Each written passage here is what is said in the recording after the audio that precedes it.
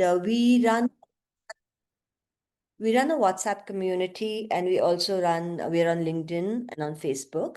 So those of you who are interested could join us in those spaces to get more regular updates and also to kind of bring up questions, issues that matter to you, and discuss your own ideas and information or experiences. So how we'll be doing today is Ramya will take up the applications to UK. I will then follow with applications to Europe, and Ramya will close with applications to Singapore. We'll keep some time at the end for question and answers. So Ramya, shall we start? Yes. Join our WhatsApp community. Yes, please do, in case you haven't already. So without further ado, before we start, can we get a sense if you can put it on the chat box, please, how many of you are parents or students of grade 12 versus grade 11 or someone else or counselors? Could you please just put it in the chat box? It just helps a little bit to anchor the conversation, sort of move it. Hi, Tanvi, welcome. Oh boy. Oh, good. 12th student. Yes, Srikriti, I know. Okay, school counselor. Wow. Well, we are very happy to have our counselor friends here as well. Hopefully, hopefully you'll also tell us what we could be doing better and how, or what is missing from all of this. Others, please, I'm just going to take this extra 10 seconds. I know there are more people who are not putting it in the chat. Okay, thank you. Okay, Ritvika. Okay, so few grade 12 students and a few counselors. And I think there's one 12th grade parent, maybe. And it says 12th grade, I'm not sure.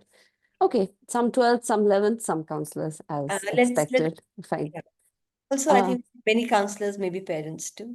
Yeah, that's true. That's true. We have our friend Bhuvana here, who's been quite a supporter. So thanks, Bhuvana. Sorry to cold call you. Okay, we'll get started. It's 5:04. Okay, so with UK applications, last year and this year both have seen some changes. This year is a big change in one of the components, but essentially these are the big primary components of the UK application. So you have your grades, of course. So primarily they will look at your 10th grade board marks. If you are a Cambridge student, they'll also look at your 11th grade AS level board marks. Well, 11th or whenever you take the AS level, if you've taken them, and then the predicted grades as well. So for all the boards, they do, ask the school to put in the predicted grades. And so that is something that they do look at. Then there are tests for some courses, so medicine, and we'll go through that in subsequent slides. So basically, Oxford and Cambridge for almost all courses or for many courses, and medicine, and some law programs, and so on. And then there are interviews for some courses. Again, we'll go through those in detail. And then the personal statement, will spend some time on it, but we'll give you some really beautiful resources that have been put out by the universities themselves. And, we can't do it better than them. So you should just go watch those videos, honestly, if you're writing a personal statement this year. And then, of course, the letter of reference, which you will ask your school. And for those of you who are counselors, we're not really going to cover that today in detail, but, we can send you some resources. Okay, so now one thing is, in case you're in 11th grade, right, and you may not have realized, but for UK, universities put out really, really, really very clear, very detailed information. So every university will have some sort of a page to either search for courses or an A to Z course listing page. And then when you click on the course, it looks something like this. This is an example from University of Manchester. And so this is their BSc Economics. So as you can see, almost all of them will include, my computer is very trigger happy. 1 second. Oh boy, I don't know how to go. Sorry. Oh, there you go. Okay. So so you can see it gives you the basics like the duration and things like that. And then here below you have it shows you your offers for, so the typical boards that will be included are the Cambridge board and the IB board. But if you go into the full entry requirements box, usually they'll have it, or they'll have something called international qualifications. And then you can search by country. So here I've searched by India, and you can see that it'll tell you pretty clearly what is expected for the different subjects. So here it says, okay, for all other subjects, 85% overall, and so on. And what, subjects might be, what specific subjects might be required. So for economics, obviously you need math. So please go through it. I mean, it'll tell you in very, very good detail what the requirements are. So unlike the US, which is a little not a little, quite opaque about the stuff, like the UK is very clear. So most of us really love that aspect of it.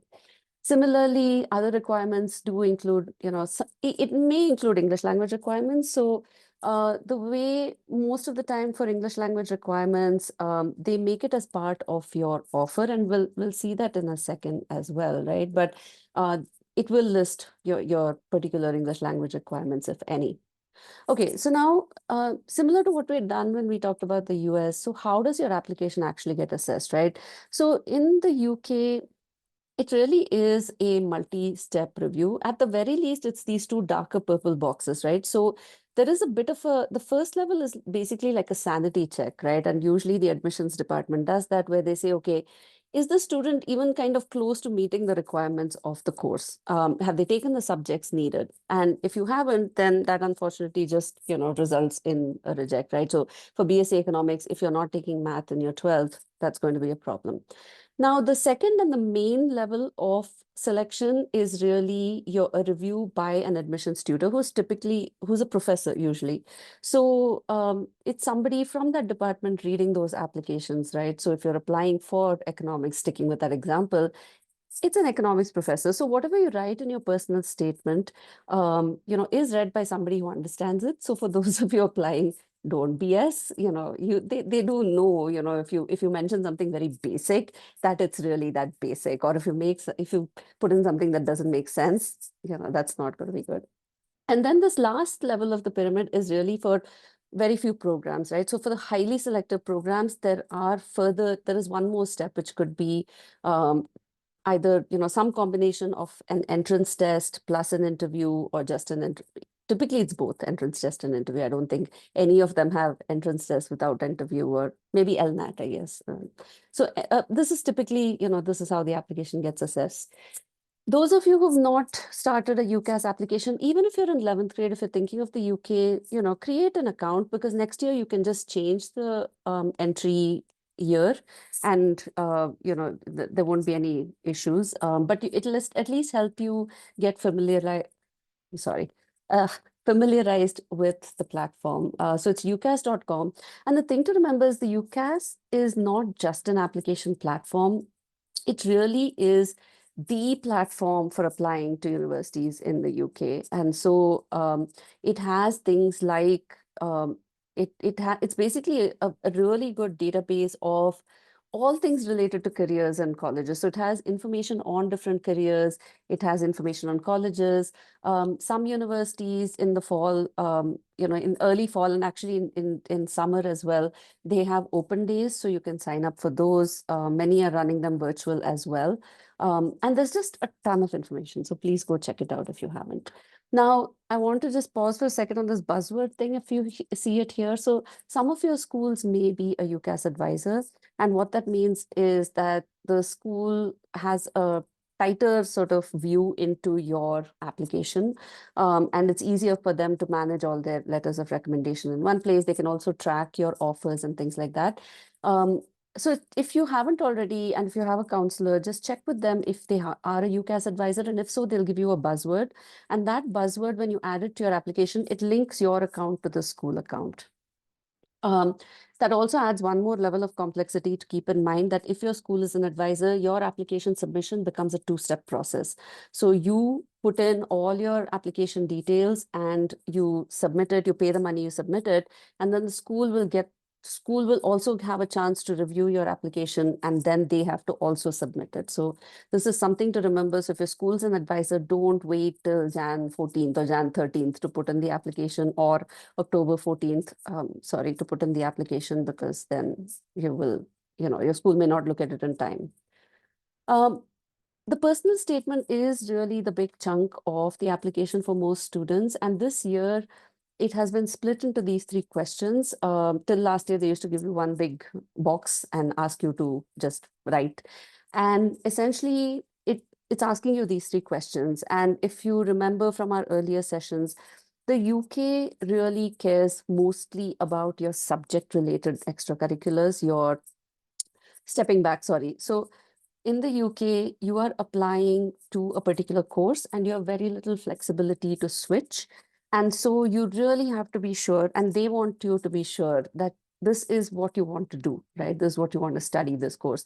So some of it is, think of it as not that they're using it for I mean, they're using it for selection for sure, but it's also good for you if you're in 11th grade, right? It's as you plan your super curriculars and your profile and things like that, just know that eventually this is how they read it, like everything you do this year and through the summer and maybe early next year, um, all of that will go into this. There's no separate activities list. There's no resume that you're uploading. This is basically your chance to tell them why you love this subject, how you've engaged with this subject critically, and things like that.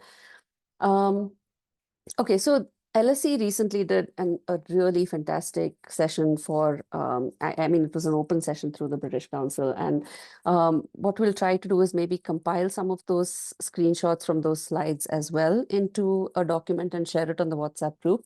But this is the structure, right? And this is not just for LSE, this is the general advice that 80% of the personal statement, so basically most of, almost all of question 1 and 2 is, academics related, not academics, sorry, super curriculars related, right? So it's about why have you chosen this program and what have you done to engage with this subject, whether that's through your academics or your extracurricular activities that are related to the subject, right? And then everything else is 20%. So if you've done volunteer work, if you have been on the sports team, think of the um, transferable skills that you've gained from those activities that are relevant to studying this subject. So one of the examples the LSE session gives is, if you, for example, are applying for geography, and if you if you've played a lot of sports, yeah, sure, teamwork is great, but it's not necessarily the most relevant skill for geography, right? Whereas an appreciation for outdoors or like an attention to detail or something like that might be a lot more of a relevant a relevant skill over there. So these are some resources, and again, you can screenshot this. You can just Google, because these are all on YouTube, as you can see from the links, except the LSE one is on the LSE website. But we would highly recommend watching at least the first 3. The fourth one is a website, so it's a mix of, all these resources. But the Oxford University one especially is absolutely brilliant. Like the professor has almost made it like a template that you can follow, and he's given examples of different subjects. And so highly recommend you watch that before you start writing the personal statement. Okay, some of the tests for the UK, and won't go through each of them. You can screenshot them. And of course, these are all, we're putting these up on our website. So, you can always pause it and take a look as well. But so law, not all the universities, these are the universities that have, and by the way, all this information has been taken from the UCAS website. So if you go to the UCAS website, honestly, there is no better place, and it's all, everything in one single, well, almost all of it is in one single place in the UCAS, right? For medicine, there are some other good resources as well, like the Medic portal, where you may want to go and take a look at those.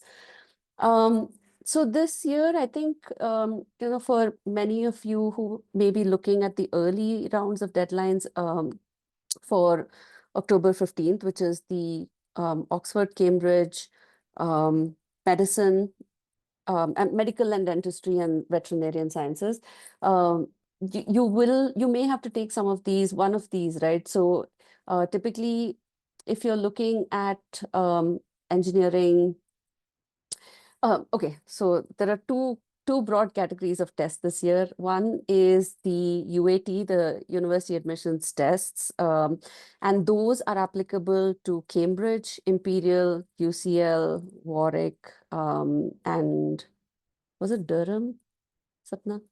I have it somewhere in the next page.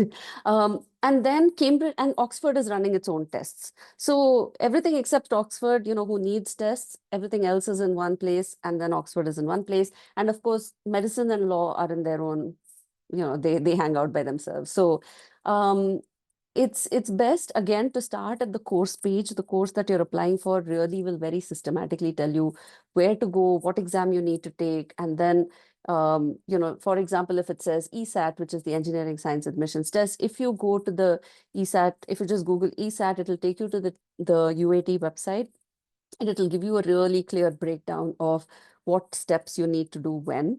But the timelines are given here also for your benefit. But please note that these tests happen, many of them happen in October. And so, if you haven't booked it, your window is closing fast, right? So okay. We now go to the timelines and the application journey for the UK. So the slide is divided into two halves. The top half shows the timelines and major deadlines, and the bottom half shows the steps from application to your eventual enrollment. And just note that the timelines shown above are not correlated. So it's not like you hear back from universities on October 15th. These are two distinct parts of the slide. So in terms of major deadlines, you have about 3 deadlines to really keep in mind. Mainly for Indian applicants, it tends to be 2 because the October 2nd deadline, which is for conservatoire, is for music and drama and performing arts, and very few Indian students in our experience opt for those. But if you are one of those, then that's your deadline. October 15th is really the first major deadline. So if you are an applicant for Oxford, Cambridge, medicine, dentistry, veterinary, October 15th is your deadline. If you miss that short, you cannot then move it to the regular deadline. So that is your only application deadline. And then Jan 14th is the regular deadline, which is called the equal consideration deadline. And this is the one for all your major universities. A few less selective universities, lower ranked universities will accept applications after that, but we really, really do not recommend that you push anything past that date. Then a couple of things happen. So once you put in your applications, if by the end of Feb, you have either heard back from all your 5 choices and you don't have a single offer, or you have not heard back from any of them, then you have this option called extra where you're allowed to put in one more application. Now, most of and this is something we'll see in the next half, most of your offers will come sometime between that, I mean, some of them come early if you put in early. We already sometimes when you put it in by October 15th, you may end up even having offers by November or December. But most of your offers do come sometime before June. Now, if by July you're sitting with no offers, there's something called clearing. And that's a process where any of the courses that still have seats open, they will all be put into the equivalent of some sort of like a discount bin, and then you can pick what is available in your course, which universities are offering the course that's of interest to you, and you can directly contact the university and put in the application and get accepted. Now, the few steps that happen is, of course, the first is you will apply online through UCAS. It is a unified application platform for UK. If your school is an advisor, they will give you something called a buzzword. And all this does is it's like a little password that links your application to the school. And so the school counselor can track your application, can more easily upload the references, and can also track offers and things like that. Just please note that if your school is an advisor, it becomes a 2-step process. So you have to submit the application, and then the school also has to submit the application, and it's not final and sent until the school also does it. So please check with your school counselor if your school is an advisor. Once you put in your application, you will hear back from universities. The timing varies, but there are 2 types of offers you may get. So if you are a gap year student, you already have your board exam results, you will get an unconditional offer because you already have your results. But most kids in many of our schools who are applying in their 12th grade, where you have not received your board exam results yet, you will get a conditional offer. And the condition, your offer will specify the conditions. So the conditions will typically include the grades that they expect you to achieve, which is, which usually matches which usually matches the typical offer that they, expect, that's listed on their course. Um, it may also list things like the English proficiency test that they will require you to take if you're applying from certain boards. And then the next step is you will, once you have all your offers and you've heard from all 5 of your choices, you will pick a firm choice and an insurance choice. So think of it as your first and second choice. The firm choice should be, absolutely the first choice that, that the place where you really want to go. The insurance choice is in case you're unable to meet the condition of your firm choice, that choice goes away and then you will get confirmed for your insurance choice. So it's better when you're picking the insurance choice to pick something that has slightly easier conditions than the firm choice, so that at least if you lose the firm choice because you're unable to meet the conditions, you will still have one more offer in hand, which is firm, which is confirmed, sorry. And then lastly, of course, this is what happens. So, once you, so the way it works is you get your results and, you get your offers, and then you will put in your firm and insurance choice, and then your board results come, right? Depending on which board you're in, they may come at the end of May or in early July, or rarely for some of you guys who may be taking like the Cambridge June series, it may come as late as August. But it's only when the board results get sent to the university that your offer is made. It turns from from conditional to unconditional. And if your firm choice is, unconditional, then, you've got a place at that university. If you didn't meet the conditions of the firm choice, then your insurance choice, if you meet the conditions, then that is, confirmed. Then you have a place at that university. Or worst case, if you don't meet the condition of either of them, then you go into clearing. And usually we don't, if you pick smartly, you should not end up in that situation unless you have some extenuating circumstance. But that's roughly it. And the last thing on the UK is, there are a couple of other things to keep in mind.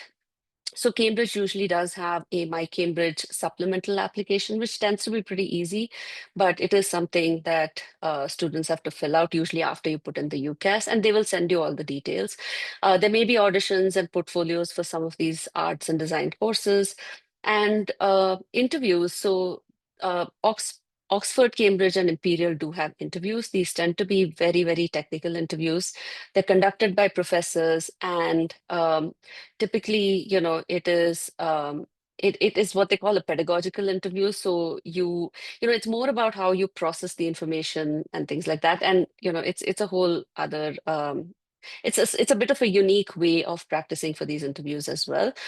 And for medicine, there are these MMIs, multiple mini interviews. So they set up stations, and so each station is something different.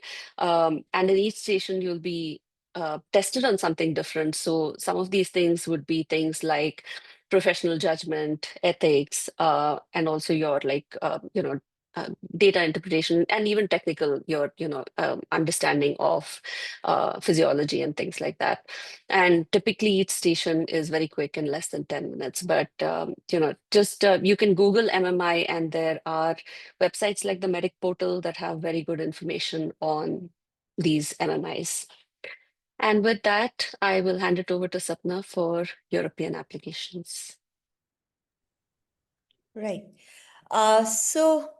The biggest thing I would like to say about Europe is that there is no one system and there's no one way of doing it. Every country will have its own method, and even within the countries, mostly there are very few countries which have a standardized process for putting in your applications. So from the absolute organization of UCAS, Europe is much more each to their own kind of a situation. Um, so Broadly speaking, what is kind of common is that primarily the entrance criteria is academic, just like in the UK. Supercurriculars are considered just like in the UK. Extracurriculars may be considered only in certain schools or colleges. The example would be the university colleges in Netherlands, which are almost like mini liberal arts colleges nested within the larger university in a Netherlands university. Um, Most European countries do not have any countrywide deadlines for making your applications, except Netherlands, which does have some of these deadlines in place. Most of the European countries have their country-specific portals, which will give you quite a bit of information, allow you to filter, look for colleges, and allow you to make applications. These are country-specific portals, and we will show you some of them in this section. There are almost all of these countries now have quasi-government bodies that promote higher education of their country. So there's study in Netherlands, there is study in Finland, there is France has Campus France. So most of these countries have built their own organizations, and India does have their offices. We can go to the next one. So coming back to the first step about how your application gets assessed in most European countries, the first process is whether you're eligible. So how many years of education have you had? Because some European countries may require 13 years of school education rather than 12 years that we have. Then what subjects have you studied? That would become a criteria. Then the course suitability review, which is more about like the statement of purpose in the UK. Why do you want to study this particular course? And usually, again, there'll be a faculty member who will be reviewing your application. And in some cases, there may be tests and interviews. Not in too many, but there'll be in some cases. Example is the professional courses in Italy, like medicine. Um, some numerous fixes programs in Netherlands. But numerous fixes programs, Netherlands basically has an open admission policy. In general, the country believes that every student who wants to go to college should be able to attend college. And for most of their programs, they do not have a lot of loops that a student needs to jump over to get admission. But for certain programs which are more popular, have fewer seats, they are called numerous fixes programs. And for those programs, there may be an entrance exam, there may be an interview in place. Um, yeah. Um, yeah, I think we can start with that. For the next slide, so let's focus on Netherlands. Netherlands has, broadly speaking, three kinds of universities. The first are research universities. Typically, this is where you would get a PhD from. Then there are University of Applied Sciences, which are application-based programs. So more like BTech programs or other kind of basically professional application, industry-ready programs. And then there are university colleges that I mentioned before, which are usually nested within a research university. These are smaller colleges, usually 500 to 700, 800 students, and they follow kind of summarized, a miniature version of a US liberal arts college. So these are the three broad kind of universities or institutions that Netherlands offers. The University of Applied Sciences does offer a proper degree. They offer BTECs, they offer diplomas, all kinds of degrees. And it's not that if you study at the University of Applied Science, you can't do a PhD. Those pathways do exist, so you can check that out. Some of the important websites that you can use when you are applying to Netherlands would be Study in Netherlands, uh, Study in NL, StudyLink. StudyLink is also their application platform. Most universities are available on StudyLink. In many cases, you may make an application on StudyLink, but will also be required then, after you've made a StudyLink application, then to apply to the university directly also. and they will let you know. They will communicate with you once you've made your StudyLink application. There is a website called the Program Finder, which can help you find specific programs in Netherlands, though StudyLink also does have a really decent filter in place. And then there's a fourth website called Nuffic, again, a government-run website, which you can check to help you through the application process. When you're applying to Netherlands, the documents that you will be required to submit basically will be your grade 12th certificate. If it's not in English, it will need to be translated. You will require your transcript, that's just 12th mark sheet. Sometimes they will also accept a predicted grade. It depends from university to university, program to program. If you're applying to a university college, you will be required to submit 9th, 10th, 11th, just like you would submit in a US college. A language certificate, depending on what program you're applying for. If you're applying for an English taught program, you will need to submit your IELTS or an English language proficiency certificate. If you're applying for a Dutch program, then of course you will need that certificate. You will need certified proof of graduation. In some cases, if you already have your mark sheet and your board exam, that's fine. Otherwise, your school can also create a document which says so and so student is enrolled with us and is due to take his exam or her exam in the month of March. That kind of a thing can also serve the purpose.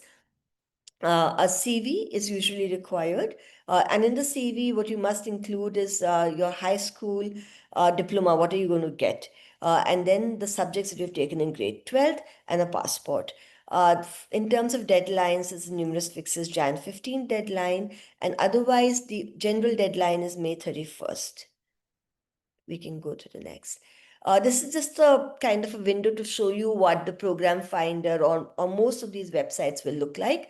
You have a lot of filters in place. You can choose what kind of a program you want, bachelor's, master's, whatever, which field of study do you want. Do check put in the filter for the language, and then you should be able to see which university is offering which program and duration and all of that. We can go to the next. This is the example of the university itself. So, as I said, you may need to make duplicate applications, or some universities may need you to make the application directly to them. In any case, this is an example of what Netherlands University application portal may look like. This is TU Delft. This is an University of Applied Sciences, offers BTech programs, and as you can see, it's very clear. They've put the application deadline, and whatever you need to do is right there. We can go to the next. So then this is an example of subject eligibility. So as you can see, they've given very clearly what subjects are required for which programs. And you will find this in almost all websites. May not be such a table, but whatever, it will be there. We can go to the next. This is about the university colleges. So this is one of the university colleges at the Amsterdam University College. This is what they're offering. They've given you the deadlines here. So the university colleges will follow pretty much the similar pattern as the US colleges. And the deadlines, as you can see, there's an early application 1st December. So you will need to check for every university college what they're offering. It will be different. We can move on. Coming to Germany. Germany tends to be a very popular destination. One, because in Germany, even as a foreign student, if you are studying in a public university, you are eligible to pay the tuition fee of a local student, which turns out to be quite minimal. It comes down to between 1.5 to 3 lakhs a year, the tuition fee, it's not really much of a tuition fee, but more about the other charges that the university charges from you. So that said, this is only at public universities. Private universities are on a chargeable basis. Again, Germany has 3 kinds of universities. There's technical universities, there's University of Applied Sciences, and then there are private universities. What you need to remember is that in Germany, Germany expects 13 years of school education. For us in India, we do 12 years of school education, which basically means we are 1 year short. Now, this can be met in several ways. If you are doing the IB program, then sometimes that condition is waived off completely. But basically, you will need to reach out to the university and check there are two ways of fulfilling this 1 year bridge that you need to have. One is called the Studienkolleg or a foundation course. Germany has two kinds of Studienkollegs in place. One is public Studienkollegs and there are private Studienkollegs. The public Studienkollegs, just like public universities, are run by the government. Usually, to get admission into a public student college, you will need to take an entrance exam. If you qualify, you can complete, it's about 9 to 11 month program in the student college. You will go through the program, and then there will be another exit exam. You take that exit exam, and if you qualify, then you become acceptable to universities. In a private student college, there may or may not be an entrance level exam. You will be paying for the 9 or 11 months, depending on the length of the student college program. You will be paying for that duration. That would be somewhere between 8 to 9 lakhs to 13 to 14 lakhs. It depends from student college to student college. There will be an exit exam again. So now, no matter what kind of a student college you do, the exit exam will be in place. That exit exam decides whether you are eligible to go to a university or not. The student colleagues themselves are of various types. Depending on what program you want to do at a university, the student colleague will differ. So the student colleague themselves are specialized. They can be technical for engineering, they can be management. There'll be different kinds of student colleagues. Um, the other requirement will be the other way that you can fulfill this 13th year requirement is you can do 1 year of college in India. Not all colleges will qualify, but many colleges will qualify. It is a good idea to check with the universities that you're interested in whether the college that you're planning to do your 1 year from in India is going to be acceptable to them or not, and the program also. Then the second eligibility criteria would be the language. So if you're going for an English taught program, you will require the English proficiency test, which will be an IELTS exam or whichever other exam they're accepting. But in most cases, you will also be required to know some level of German. It can be A1, A2, B1, B2, depends on which program, which university. Private universities are going to have lower requirements. Public universities are going to have higher requirements. So that is the other criteria. The student colleagues themselves will also teach you German, and then you can also get your certification via that. So just something that you should know. Yeah, I've already talked about this one. In some cases, in some universities, the JEE Advanced clearance can also serve as your bridge. So you may not need to do your 13th year if you have a decent enough rank and you've in the JEE Advance. Again, you need to check university to university, program to program. Yeah. The deadlines for Germany, there is no one single deadline. In most cases, you can apply till January for the summer start, till July for the winter start. But our advice always in Germany and in fact most European countries is please do it as early as possible because the visa process takes really long. So it's always better to just kind of finish it up by September, October rather than wait till January or July. We can go to the next. Yeah. For Germany, the documents you will require will be transcripts. They have to be in English or in German. You will require like a statement of purpose, similarly a statement of motivation, a CV.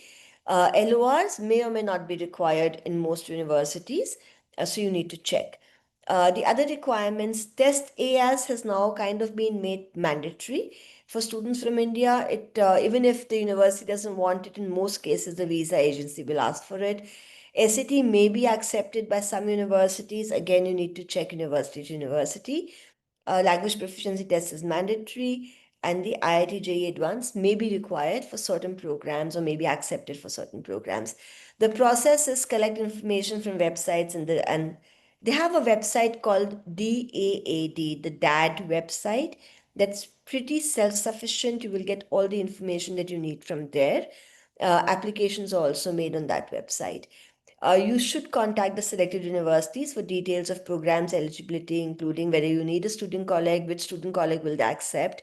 Then you can apply through UniAssist website or the DAD website.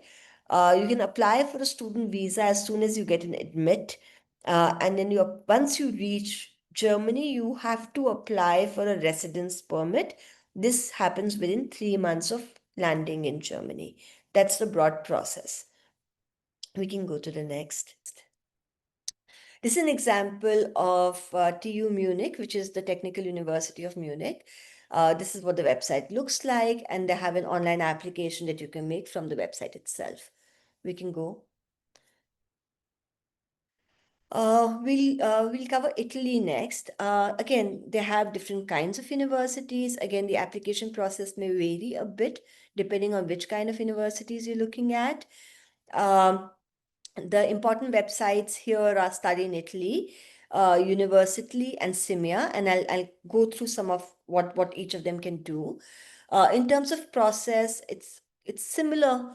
You will have to first confirm eligibility for specific course and for specific universities. You have to shortlist your universities and programs.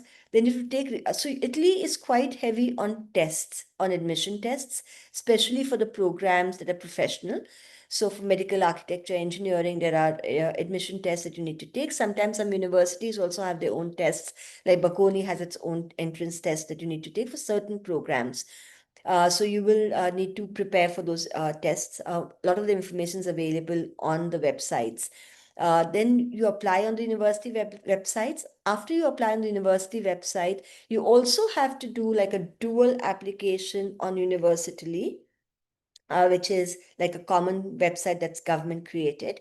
And then you also need to get your Indian certificate of studying. So your 10th and your 12th diplomas have to be kind of verified and by SIMIA or by the Italian embassy. It sounds difficult. It's a set process. Once you start the application, you'll be guided step by step through it. But all of this will take up time. So starting early is very important. And then, of course, the student visa. They do have, so Italy has its own quirks. They call bachelor's programs as first cycle programs. They call master's programs as second cycle programs. And then they also have something known as single cycle programs, which are basically the 5 or 6 year programs, which are medicine, architecture. Those programs are sometimes called single cycle programs, right? So we can move on. This is a snapshot of the Study in Italy website. It gives you very clearly, it gives you your steps, and it also kind of helps you through a lot of the process. The documents that you will be required to submit will be very similar to the other European thing. You'll be required to submit a statement of motivation. Academic LOAs are required by quite a few of the universities, and you may need your transcripts from 9 to 12. Some will require 9 and 11, some may not, and that's from university to university. Of course, all documents must be in English or in Italian. Can move. That's the Bocconi. Bocconi is a very um, desirable, attractive university that a lot of kids apply to. So we kind of just took a snapshot of that. It has its own My Application page. Once you register, they will let you know whether you require to take a test, and all the stuff for the test is available on their own website. Even for preparing the test is available on the website. We can go on. Uh, so Europe, we've kind of condensed it into these 3 countries, but of course, every other country in Europe also has similar websites that you can kind of refer to. We've given you some links here. Again, it is a large area. There are a lot of uh, countries in Europe that have come up with some really interesting programs and very interesting universities. I recently met a girl who's done robotics at Estonia. She's completed her degree 3 years back, had an amazing experience, and is now working full time in a decently good placement. So there are a lot of options. What makes him really attractive is a lot of them are quite reasonably priced. Um, a lot of them offer programs like medicine and architecture and stuff like that at a very reasonable price outside of India. And then there's a central application support for all of Europe. It's a decent website. It is not exhaustive. It doesn't have everything, but it does have a decent overview of a lot of countries within European Union. Yeah, with that, I think I'll give it back to you, Ramya, for Singapore. Sure. So Singapore is Singapore also is pretty straightforward. So we are, the private universities will have their own, they may have their own additional requirements and things like that. I think we've covered because I think most people are interested, probably I would say not even all of the national universities, but like the top, two or three. So NUS, NTU, this is just a snapshot of, what each one has a focus on, with NUS being the most sort of the most holistic in terms of all its offerings, right? Um, so this is roughly, the timelines are fairly consistent. So if you see, most of them are in mid-March, with a couple of them in Feb. So NUS, it's important for international students, the deadline is 23rd February. NTU, it's 19th March. And then the others, the websites still have last year's deadlines, but it does tend to be around middle of March. So similar to NTU, around 19 March, but it's not yet confirmed on their websites. In terms of the requirements, NUS has a holistic evaluation, but the emphasis is still primarily on academics as well as on your, academic achievements, right? So even the kinds of achievements that they look at, if you have things like Olympiads or, very high sort of JEE advanced ranks and stuff like that, that stuff can help. But they do consider, they do ask you for your academic, for your general sort of interests, right? And after this, we will just quickly open the sample application form for NUS and just very quickly go through it, and you'll see the kind of things that they ask for so that you can be prepared for it. There are interviews for some programs, and then NUS College, which is, much more of a liberal education philosophy there, has two short essays more around, why your particular interests and things like that. And then NTU, and sorry, the notification, I'll get to the notification in a second.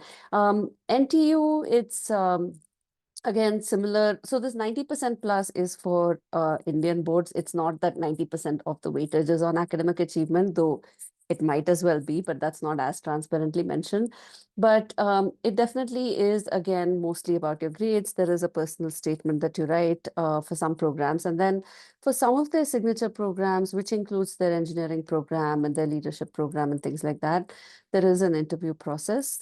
And then similar, I think it goes along similar lines, right? So most of them, it's academics, but they do have, you do have to write a personal statement for many of them, and there is an interview for some of the programs. Now, the SUTD, SIT, SUSS, it asks for more than the first three ask for. So there is an entrance test, for example, for SUTD, and there is also a letter of recommendation, and uh, so those, but they are very nicely detailed on the website. The thing here to remember, very very important for Singapore universities, especially NUS, NTU, SMU, is that the final offer, so even though you apply in February or March, your offer only comes through after your board results are submitted. So it is critical that you submit your board results within 3 days of release, and then they turn it around very quickly. So, within about a week to 2 weeks, you will get your offer. But it is really important to make sure that, you do that, you know, take, and we understand you won't have your final results, but the provisional results are fine. So the moment you have access to that website, you know, and you download it, or if your school sends you the provisional results, just make sure you are uploading it into the system within 3 days of release. The requirements are also, at least the subject requirements and things like that are pretty well laid out. What is not clear is really the cutoffs, right? So NUS, for example, will say for Cambridge students, you know, because I worked at a Cambridge school for very long, so it'll say good passes in 3 A levels. Now, obviously, you know, that's not really the truth. For them, a good pass is like an A star, and I've had kids with 3 or even 4 A stars not get in sometimes, and so it's for Singapore, basically, especially for NUS NTU. Honestly, the better your results are, the better your chances are, right? It's as simple as that. So I will just pause this one and open up the sample application form, and I may have to reshare my screen. So just give me a second.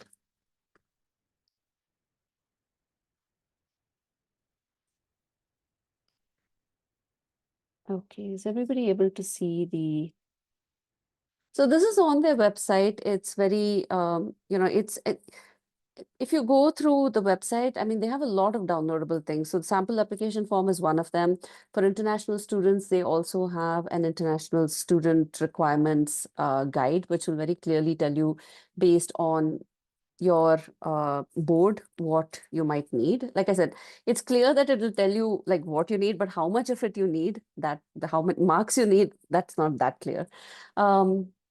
So this application form, it starts with, you know, your basic drop down for the high school, the curriculum you're studying, and then your personal details. And then there is, you know, if you're applying to NUS college, because then, like we said, there is some additional things that you have to fill out for NUS college. And then the you know thing you plan to study. So you get to choose, you get to rank your choices. So you can put in a first, second, or third choice, and there is a good deal of clarity on, for example, if you opt for, you know, medicine, it typically does have to be your first choice. And nobody is really going to be putting medicine as their second choice. I mean, that makes not much sense. So, um, and then they do offer a dual degree program with Sionspo. It's not something we could cover today, but it's again, you know, like Bocconi, it's one of the very desirable programs in Europe for humanities and social sciences students, very high quality. And I think Mr. J had asked for merit scholarships, you know, so Sionspo does have a very generous merit scholarship. I forgot the name, but they Very, do very have, competitive. yeah, extremely, obviously. Um, so this is kind of, you know, I would urge you guys to go through this, because even before you create your account, you know, you could just go through the sample application form. And I think what's interesting here is here. So this is what the writing sections of it. So you have these, tell us something you've done outside your school curriculum to prepare for your degree program. Sounds familiar, right? Sounds like the UK thing, but also a little bit more beyond. So then there's something about, you know, your perseverance and your personal characteristics. Um, and so these are typically, you know, fairly short answer questions. But yes, there is some writing. So just make sure, again, as I think we have reiterated with all our stuff today, start early. I think that really is the key, right? So with that, I think so yeah, this is really the rest of it, and you guys can download it and, you know, check, and you can reach out to us if you have questions about it. There are two There's questions. One is whether NUS, NTU, etc. require SAT. I didn't want to write the answer. The official position is they don't. Um, in my experience, at least in the CBSC, they like to see a good SAT score. It's not a requirement. They've put it on the website. They don't need it. But anecdotally speaking, yes, probably having a good SAT score helps, or having great Olympiad results also help. So one of the two are definitely recommended for NUS. Would you say anything else for the SAT question? Would it No, be I different think for Cambridge kids? we've also found that the SAT is, it definitely helps. And obviously 15, I mean, the kids Yeah, I only had the go highest to, level of the SAT score helps. yes. There is a little bit of confusion last year the kids had about APs, because suddenly the wording, and I don't know if they've changed it, I haven't checked, but because I know there are a couple of Cambridge curriculum kids here on the call today. So their wording was a bit confusing, but the thing to remember is Cambridge exams happen in both the March series as well as the June series. And the June series results come only in mid-August, and those, there's not enough time for the university. In fact, NTU very clearly says if your results are coming after July, just take a gap year and apply. Like, you cannot apply, right?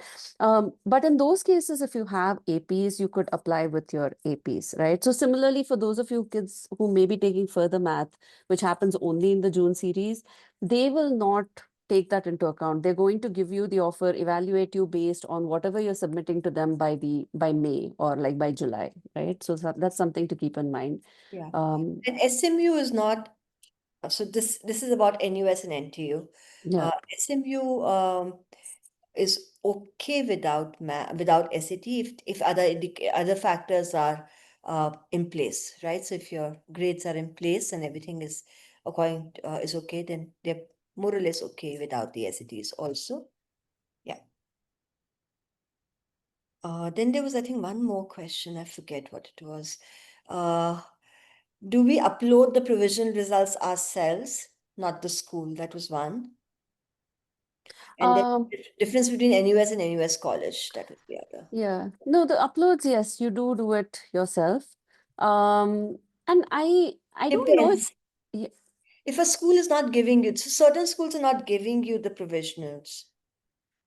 Uh, oh yeah, true. Okay, if that so happens, yeah. yeah, you do have to, if I mean you have to get it. So if depending on the board, because I'm not familiar with how the Indian board results in what form they come to the student. But yeah, please, if you're not, just check with your school. If that's not something they by default share, Mm. then you do have to make sure you get it from the school.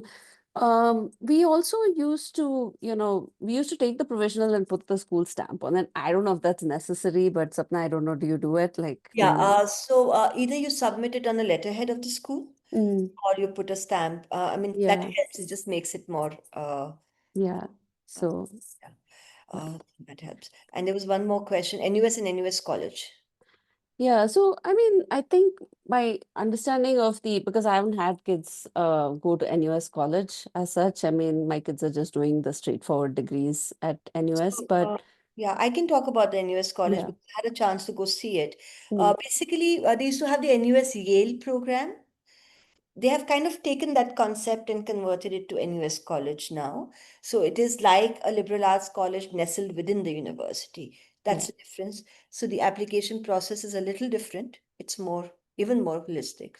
So it has, and the program is structured exactly like a US liberal arts college program.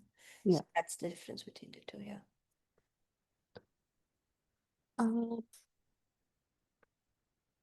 what would be the minimum? Oh, I think this is back to the SAT. What would be the minimum SAT score NUS to stand a chance? Mhm. Depends on what program you're looking at. If you're looking at, I don't know, history or something, it'll be very different than if you're looking at computer engineering. Uh, yeah, so the program that you're looking at, it'll depend on that. Um, you want to take a guess, Ramya, at what number? I mean, it's not a transparent thing, but I think anecdotally, I would say like 1530 plus, like at least 1500 plus, I would Yeah, say. I mean, I can't 1500 plus imagine. at least. And then depends on what else, how is your school transcripts, whether you have any Olympiads, any of that kind of accomplishments.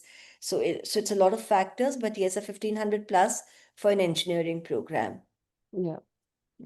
So are there common sets of questions across colleges? Yes. So And I think this is, we mentioned it on and off throughout our. So one is this, for example, something like the UK personal statement actually is something that many of us like to get the kids started with, because one is, I think across the world, with the exception of the US, some of the liberal arts colleges in India, the new age ones, and maybe like NUS college, the vast majority of places do tend to ask you about your interest in applying to a particular degree. So, that, and it may take different forms, as you saw even today, right? Like, and they also call it different things. It could be called a personal statement. In the US also, it helps, by the way, it's called the Why This Major essay. And almost every selective university asks, why do you want to study this subject, right? Even though they give you flexibility to change your mind once you're in, but they do like to understand where your interests may lie. So that's the most common one, right? Yeah, yeah.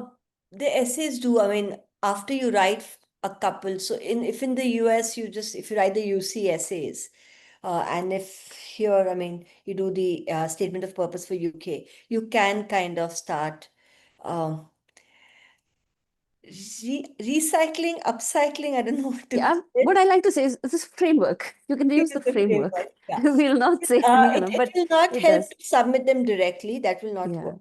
But yes, you kind of yeah. your own mind is clear about what the main points that you're trying to give, and then to adapt it to every university and the question and that university is offering. Yeah.